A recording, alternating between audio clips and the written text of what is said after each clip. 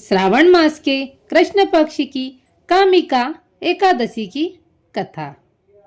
कुंती पुत्र धर्मराज युधिष्ठिर बोले, हे भगवान, अब आप मुझे श्रावण माह के कृष्ण पक्ष की एकादशी की सविस्तार कथा सुनाइए। श्री कृष्ण बोले, हे राजन, मैं इसी एकादशी की कथा कहता हूँ, ध्यान पूर्वक सुनो। इस पर एकादशी की पावन कथा को भीष्म पितामह ने लोकहित के लिए नारद जी से कहा था। श्रावण माह के शुक्ल पक्ष की एकादशी का नाम कामिका है। इस एकादशी की कथा सुनने मात्र से ही वाजपेयी यज्ञ का फल मिलता है। कामिका एकादशी के व्रत में शंख, चक्र, दीप, नैवेद्य आदि से पूजा करते हैं। ऐसा करने से गया स्नान के फल से भी बड़ा फल मिलता है। भगवान की पूजा का फल श्रावण मास के कृष्ण पक्ष की एकादशी के फल के बराबर है।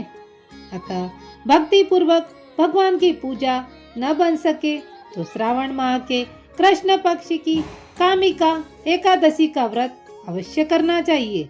जो उत्तम द्विज श्रावण माह के कृष्ण पक्ष की कामिका एकादशी का व्रत करते हैं तथा श्री विष्णु भगवान की पूजा करते हैं, उनसे समस्त देव, नाग, किन्नर, पितर आदि की पूजा हो जाती है।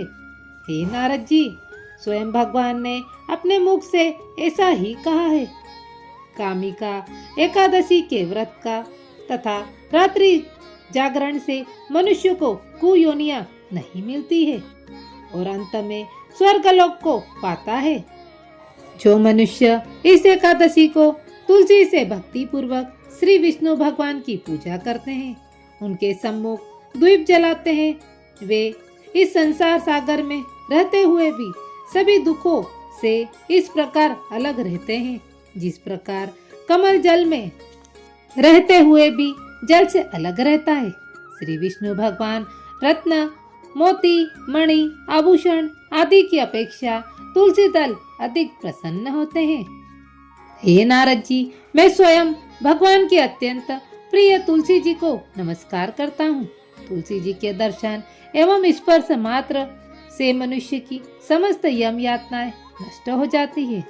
जो मनुष्य तुलसी जी को भक्ति पूर्वक भगवान के चरण कमलों में अर्पित करता है, उसे शक्ति मिलती है।